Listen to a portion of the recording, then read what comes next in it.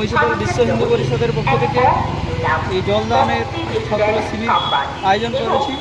মহিষাদলের ঐতিহ্যবাহী রথযাত্রায় আমরা প্রতি বছরের ন্যায় এবছরও আমরা রথযাত্রায় জলদানের আয়োজন করেছি। তাই আমরা সমস্ত দর্শনার্থী ও পুণ্যার্থীদের মহিষাদল রথযাত্রা ও মহিষাদল বিশ্ব হিন্দু পরিষদ ও বজরং দলের পক্ষ থেকে জানাই সাদর আমন্ত্রণ। সবাই আসুন, আমাদের টেন্ডে জলদান করুন এবং আমাদের ধন্য করুন।